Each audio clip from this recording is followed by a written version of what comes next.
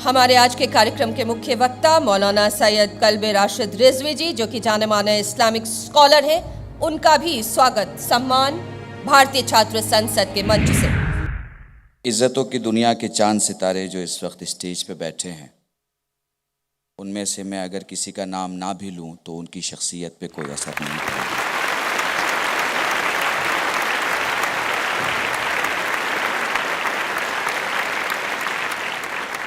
मैं अपने उन जवानों से बात करना चाहता हूं जो देश की समस्या नहीं बल्कि देश की समस्याओं का समाधान है। मैं अपनी तकरीर मौलाना मोहम्मद अली जौहर के जुमले से शुरू करना चाहता हूं। 1902 में मौलाना मोहम्मद अली जौहर ने इलाहाबाद में कहा था कि मुझसे पूछा जाए कि मैं कौन हूं तो मैं कहूँगा कि मैं मुसलमान हूँ और बस मुसलमान हूँ, लेकिन मेरी मुल्क की आन बान शान पर अगर वक्त पड़ जाए तो मैं हिंदुस्तानी हूँ और बस हिंदुस्तान हूँ।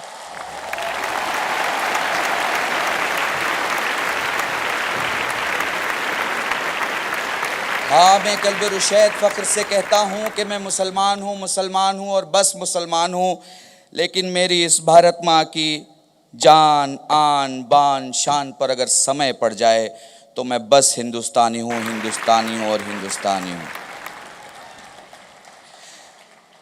कोई ज़रूरत नहीं हमें AK-47 बनाने की, कोई ज़रूरत नहीं हमें बम और मानव बम बनाने की, कोई ज़रूरत नहीं हमें नए नए हथियार बनाने की, क्योंकि हमारे मुल्क में आबादी इतनी है कि अगर हम एक एक चुल्लू पानी भी दुश्मन पे फेंक दें तो मुल्क डूब जाए।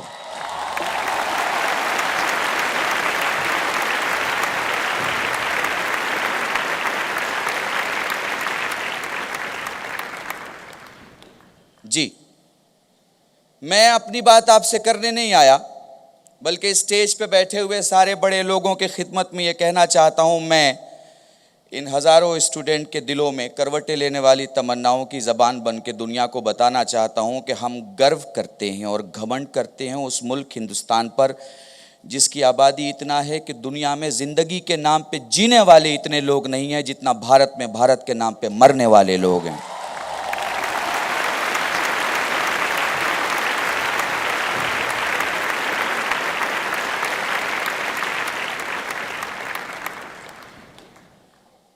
तुम्हारे जज्बे पे सलाम। ये मुल्क तुमसे बहुत कुछ चाहता है, बहुत कुछ चाहता है। सब्जेक्ट मुझे राहुल भाई ने ऐसा दिया कि काफ़ी बड़ा सब्जेक्ट है और टाइम ऐसा है कि या तो मैं सब्जेक्ट की बात कर लूं और या फिर मैं उसके सॉल्यूशन की बात कर लूं। पर मुझे पता है कि हिंदुस्तान में कुछ बातें इशारों में भी हो जाती हैं।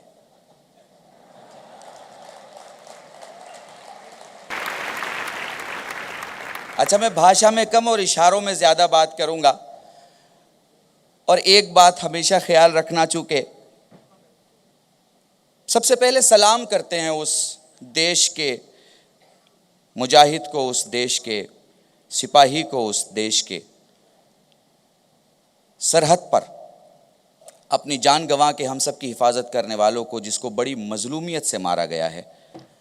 हम सलाम पेश करते हैं उन लोगों को जिन्हें बड़ी मजलूमियत से मारा गया है, और हम दुनिया के सारे मुल्कों को बताना चाहते हैं कि हमारी खामोशियों की हमारी मजबूरियां ना समझा जाए।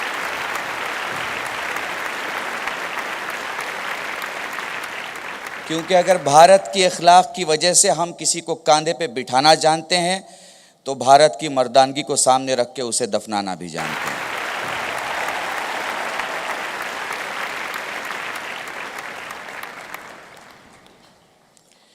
थोड़ी सी दोस्तों बात कर लेते हैं, वक्त बहुत कम है।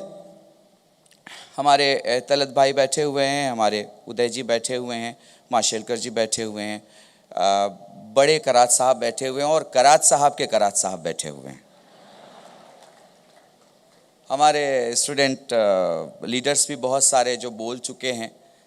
एक बात ज़िंदगी में याद रखना, जो बातें मुंह से बाहर निकलती हैं वो कानों तक जाती हैं, जो बातें दिलों से बाहर निकलती हैं वो दिलों तक जाती हैं।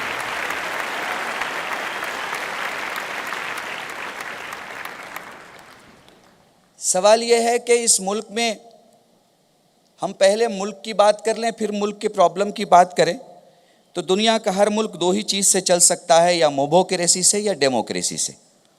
मोबोक्रेसी का मतलब होता है कि एक भीड़ जमा हुई और उसने एक मकान में आग लगा दिया।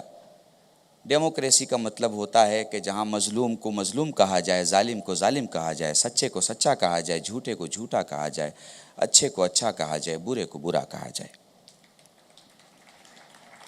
आपको ये देखना है कि आपको करना क्या है। तो अब इशारे में प्रॉब्लम समझिएगा और सॉल्यूशन मेरी ज़बान में समझिएगा। हमें अपने सिपाही नहीं बदलने, हथियार बदलना है। अपना मुसाफिर नहीं बदलना, रास्ता बदलना है। अपना मरीज नहीं बदलना, अस्पताल बदलना है। अपना विद्यार्थी नहीं बदलना, स्कूल बदलना है।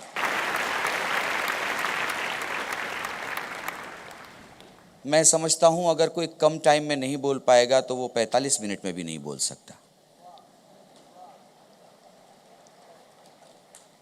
हमारे देश की जो सारी प्रॉब्लम है मैंने आपके सामने रख दी।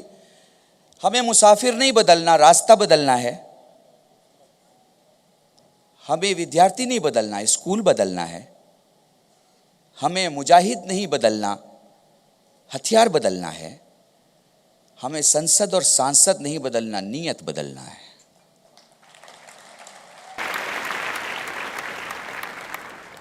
हमें एक ऐसा माली चाहिए जो हिंदुस्तान के गुलशन को पानी से नहीं अपने खून से सींचे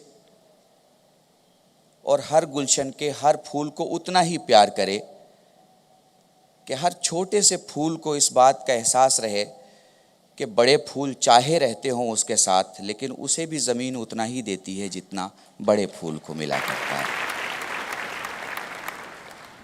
मेरे जवानों में कास्ट, कम्युनिटी, मजहब को किनारे रख के तुमसे एक बात पूछता हूं। मुझे बताओ, जब इंसान पांव से चलता है तो हाथ क्यों चलता है?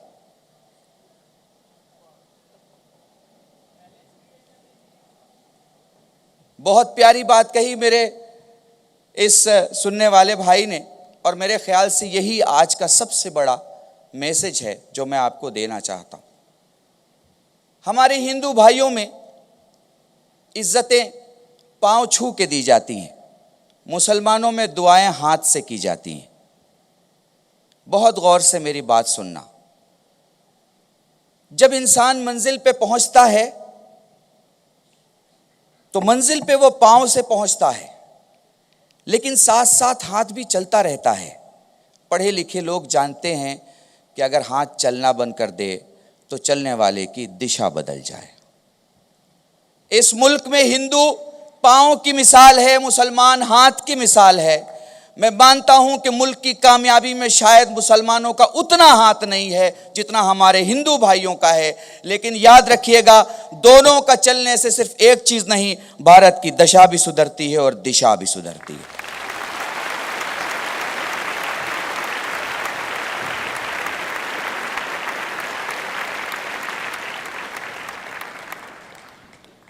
कुछ बातें, दो चार बातें और आपके सामने कर लूं। बहुत आसान है हिंदू हो के हिंदू की बात करना, मुसलमान हो के मुसलमान की बात करना, मौलवी हो के कुरान पढ़ना और साधु हो के गीता पढ़ना। बड़ा मुश्किल है इंसानियत की बात करना, बड़ा मुश्किल है आदमियत की बात करना, बड़ा मुश्किल है एक नॉर्मल कॉमन पड़ोसी होने की बात करना।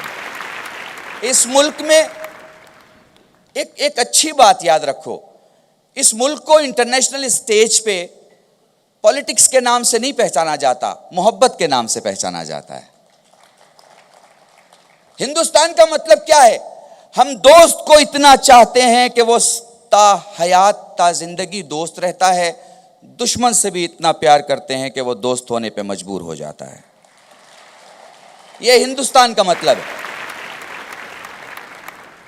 इसीलिए जब अंग्रेज ने गांधी से ये कहा था कि क्या फर्क पड़ता है, एक टुकड़ा है, पाकिस्तान अलग कर दीजिए। तो गांधी ने अपने लकड़ी के सहारे खड़े होकर अपने पीठ पे हाथ रख के कहा था, तुम अंग्रेज नहीं समझोगे, तुम हुकूमत करने वाले लोग हो, हम मोहब्बत करने वाले लोग हैं।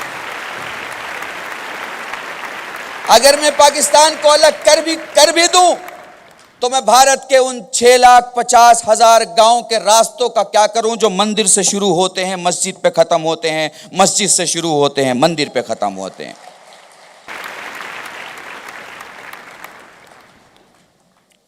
मेरे दोस्तों और मेरे प्यारे साथियों, मुझे वक्त का एहसास है। मैं अपनी आखिरी बात आपसे कह के और विदा लूंगा, लेकिन बस ये याद रखिएगा कि इस मुल्क की पहचान बनिए। इस मुल्क में कुछ बदलने की ज़रूरत नहीं है, सब कुछ इतना अच्छा है। मैं कसम खाता हूँ, अपनी इज़्ज़त की कसम खाता हूँ इस मिट्टी की। ये मिट्टी इतनी पाक है, इतनी पाक है, इतनी पाक है कि सजदों को भी इस ज़मीन पे नाज हुआ करता है।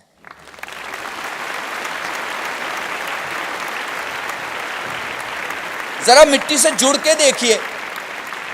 मैंने इशारों में कॉन्फ्लिक्ट और उसके उच्चार के बारे में और उसके उपाय के बारे में कह दिया, लेकिन सीख पीस भी एक जुमला है। तो आखिर में ये कह के जा रहा हूँ, आपको पीस नहीं मिल सकता जब तक के जस्टिस ना हो। जस्टिस नहीं मिल सकती जब तक के विजडम ना हो। विजडम नहीं मिल सकता जब तक के ह्यूमैनिटी ना हो। ह्यूमैनिटी नहीं मिल सकती जब तक के चैरिटी ना हो। चैरिटी नहीं मिल सकती जब तक के प्यार ना हो। लव, मेरे ख्याल से जवानों से ज़्यादा कौन जानता है लव के बारे में। LOVE, lips of sorrow, ocean of tears, valley of death, end of life.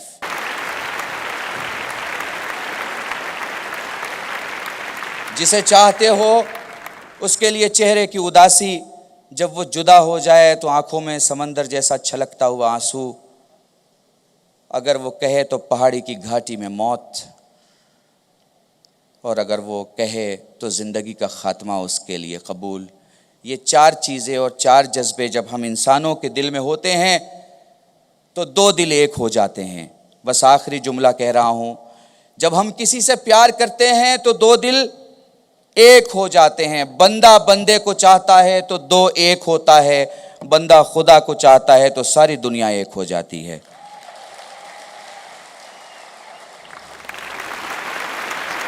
इन्हीं जुमलों के साथ आप सबसे खुदा हाफ़िज़ी चाहता हूँ।